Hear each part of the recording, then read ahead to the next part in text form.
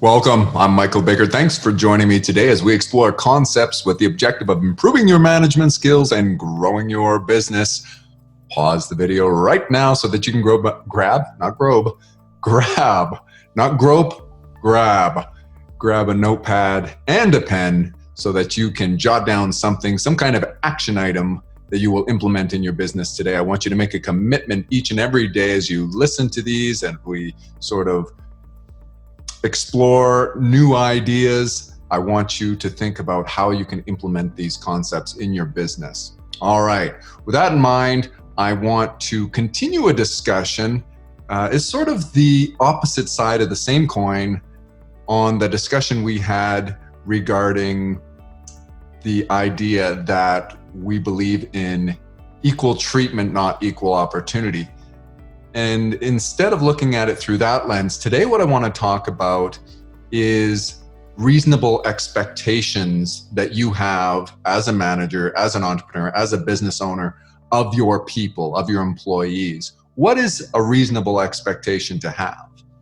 And the idea is that I really want you to wrap your head around is that you are going to be continually disappointed insofar as you continue to project the expectations you have of yourself onto your people. It is unreasonable for you to expect your people to care as much about your business as you do. Now, they should be stakeholders, and the degree to which you align your objectives, your overarching business objectives with your people, you can get more and more of their interest because people are motivated by their own self-interest. So when you spend the time to align your objectives with your people's, then you will be able to expect greater things from them. You'll be able to more predictably determine what their actions will be because of the alignment of objectives and because of the things that you put in place that are meant to drive behavior, such as pay plans and that kind of stuff. But again, I want you to think about this notion, the degree to which you project your expectations that you have of yourself on your people will be how disappointed you continually are. And when I say something like that, as is so often the case, when I make these videos and I make a statement, it sounds obvious. And yet, in my personal experience and what I've observed is actions from many people in business, and what I've heard are sentiments from people that would indicate that they don't understand that or they haven't grasped that. So this is one of those concepts that is like, yeah, when you think about it, it is maybe obvious or it is logical, and yet we don't act in that way. So let's just dig in a little bit more, and I'll repeat myself, and I want you to wrap your head around this. Your people are not going to care about your business as much as you do, even if you do your best to align your objectives. That's a good place to start. Furthermore, think about the level of position within the hierarchy of your organization. And the lower the level of the position, and typically the remuneration follows, so the lower amount that you're compensating a person, the less they're going to care. That's not completely proportionately true, but it is something for you to grapple with when you're considering your expectations of your people. What I'm saying is your maybe lowest paid people are going to probably act in ways that are maybe indicate that they care less, okay? Because they have maybe a lot of other options that they can do with their time. And in terms of competition in the job market, it's very highly competitive for those people who are lower paid. And when you're dealing with more scarce talent and maybe you're paying a much higher benefits package and overall remuneration, salary, whatever it is, the person's making a lot more money. Now it's more reasonable to have greater expectations of them, and also with the responsibility they have. Somebody who's in management and upper management would have, say, more responsibility, and you can have higher expectations of them than you have of people in middle or lower management or on the front lines. So think of that. Just, it's really simple. Think about the hierarchy in your organization and have greater expectations of those with more responsibility, who are higher to the top of the food chain, so to speak, the top of the totem pole, whatever the metaphor that you're using is. Those people, it's reasonable for you to have greater expectations of them. When people are sort of lower on the hierarchy and the organizational chart, then those people you should have lesser expectations of. And now I understand there's exceptions to this rule. And you may hire somebody who's very, very gifted, and that person is engaging in one of your lower level positions. First thing I would get you to understand is that person will likely not last in that position for a long time. So yes, you do want to go out of your way to try to hire really good people, of course. And we've done more than one video on little tips that you can do, that you can use to try to get the right people. But that is the operative word. The right people has to do with a good match to the profile of the position. And if there's a poor match, you hire someone who's maybe really super talented and super intelligent for a position that ordinarily would be filled by somebody with unskilled labor who maybe doesn't need to use much abstract reasoning and that kind of stuff, no experience necessary. Very easy to replace that position, and you get somebody very bright in that position. It's normal that they're probably, it's temporary. That's a transient employee. That person, you have to think of why would they have taken that position when there are greater opportunities out there for them. Now, it may be somebody who has a different interest in the business. And remember that people act in their own self-interest. So if they have a passion for what you do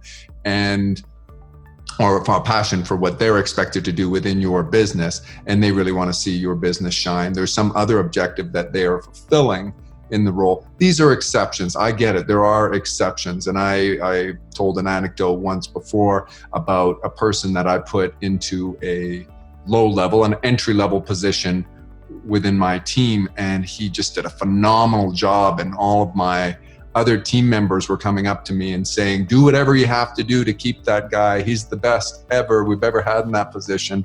And I had to explain to him, he's on his summer break. He's in medical school. This guy is extremely bright and very talented. He's not going to stay. And of course, this is a guy who's excelled at everything he's ever tried to achieve. Of course, he's doing a great job, and we're lucky to have him for now, but he wasn't going to stay. And that's really what I'm communicating here. And so my expectations of the person filling the role, in his case, he exceeded expectations by a long way. And that's what I want you to consider. Are your expectations unreasonable for an entry-level position?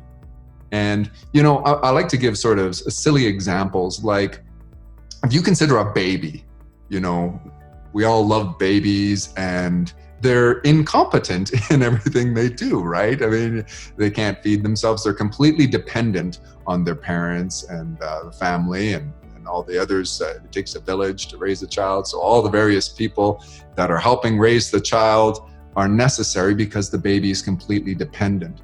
And we are not disappointed by that. We understand that. It's like, well, the baby can't feed himself. So are we angry with the baby? No, we understand that. And the baby can't walk, and the baby can't dress himself or be responsible in any way. Ridiculous example, but what it has to do with is your expectations. Since you understand intrinsically that the baby is dependent, then you don't get disappointed. And yet when it comes to our business and human resources, when you have somebody that you fill an entry-level position with, perhaps they do lack experience, they lack a particular skill set, they may lack intellect or knowledge or something like that. And And then you get really disappointed when they don't meet your expectations. Is it on them? Is it their fault, or is it your fault? It could be that you hired the wrong person, or maybe you hired among the best that you're ever going to be able to hire for that position, because it's very difficult to maybe attract a lot of talent to an entry-level position. And this can go all the way up. So if what is it? Mike Rowe had that Dirty Jobs show that he had out there. There may be some dirty jobs that, it's a dirty job, but somebody's got to do it, that it may be very difficult to attract people to. And perhaps some of those are well-paying jobs because of the scarcity of being able to hire somebody for that. Of course, when you're considering the labor market, it's like all other markets, it's supply and demand driven. And if you have a great supply of labor and a lower demand, then you're going to have a lot of people willing to fill a particular position. And I've worked in markets where that's the case, and where the opposite is the case, where there is such a demand for labor and there's not an abundant supply, then you have to pay more. And set your expectations accordingly, according to the market and according to what's reasonable to expect for who you are able to hire for that position. There's no sense in getting frustrated and being upset as a manager when you're getting exactly what you should expect to get. And so it's about adjusting your expectations to be reasonable, but you have to frame it according to what the market is dictating. And so I guess it's a little tricky there, because I don't want to convince you that you should just accept, poor performance and incompetence in any position. That may have to do with the amount of effort you put into hiring, or it could again have to do with the job market. And you shouldn't have to accept, inferior labor results. Yet you need to have reasonable expectations. You don't expect your entry-level positions to perform the way your owners would perform, your upper-level management would perform. And so maybe delegate your responsibilities accordingly and set your expectations. That's everything I'm trying to communicate today, has to do with your expectations. And when we talked before about to the victor go the spoils, and making sure that you create a culture in which you communicate that we don't believe in equal treatment, we believe in equal opportunity. Yes, a person may exceed your expectations in a particular position, but then they're going to expect to get more by doing so. And you should create a culture where you lift them up. You're giving them rewards of some kind. It's not always pay. There's a variety of ways you can do that. But that person, if a person consistently outperforms what would ordinarily be performed by somebody in that position, you will need to provide them with greater opportunity, or else they'll find it elsewhere. And when you understand that's just the way it works, then you can adjust your expectations accordingly. And maybe you will accept a person who maybe shows up later, is tardy more often, their punctuality issues, or they call in sick more often than other higher level positions. You expect your higher level positions to maybe grin and bear it when the stress levels are higher and there's extra work required going above and beyond. You should not expect that of your entry level positions. And each of you have a different organization, and you have to, sort of take a look at this. Maybe that's your homework today. Do an inventory, I like to say, of your people, and write out the various, your organizational chart. If you haven't done that, you should do that. And you should, each time you add somebody, add them to the organizational chart, and then sort of give yourself an understanding of what to expect of each of them.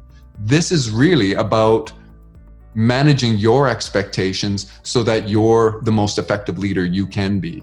Because when you're frustrated, when you stress yourself out, and you are managing with unrealistic expectations, then you're going to be less effective.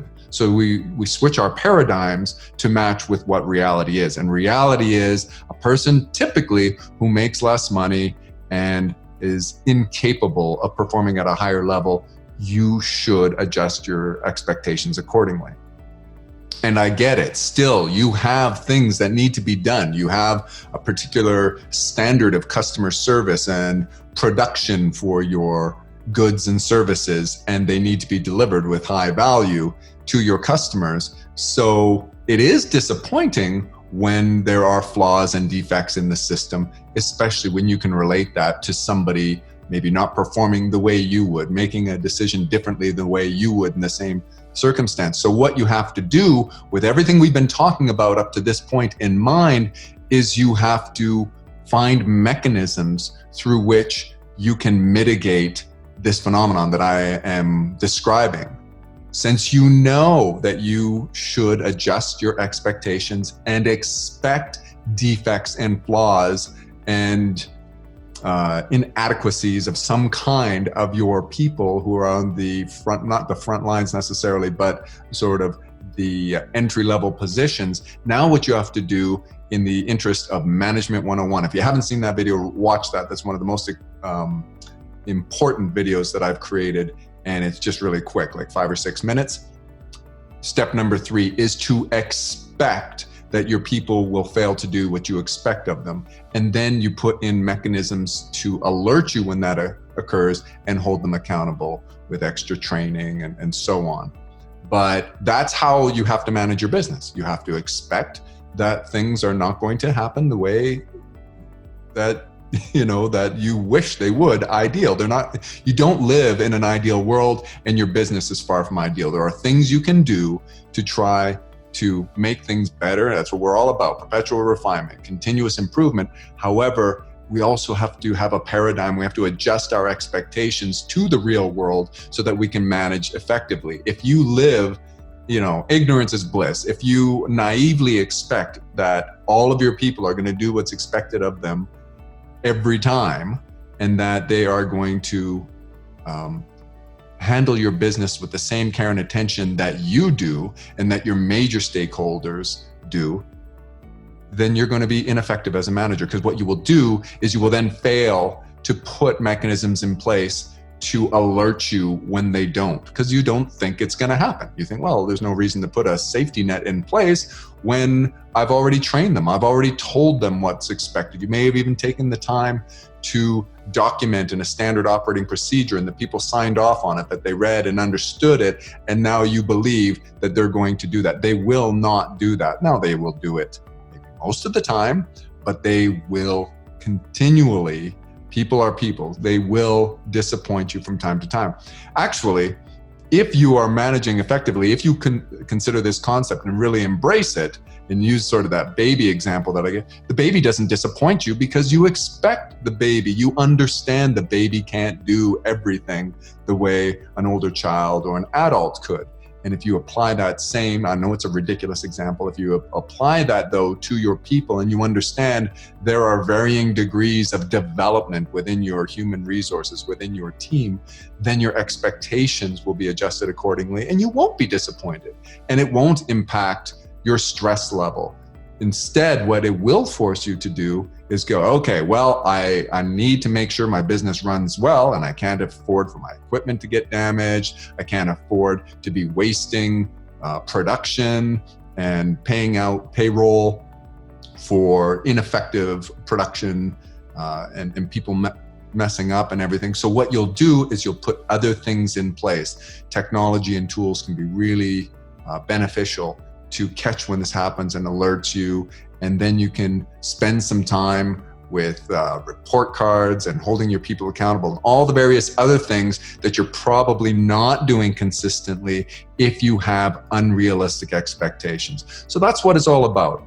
I just want you to frame your expectations according to the level of position. And remember, sometimes there are exceptions. Sometimes you will have somebody who's maybe not necessarily a realistic fit. The person took the job because of their particular state or their conditions. Everybody acts in their own self-interest. So I've had some people who were highly qualified in, let's say, they were very, very well educated in a different country. And then as an immigrant to this country, they didn't have the same opportunities that they had in their home country. And they were willing to accept positions that were, say, sort of below what they would in their home country.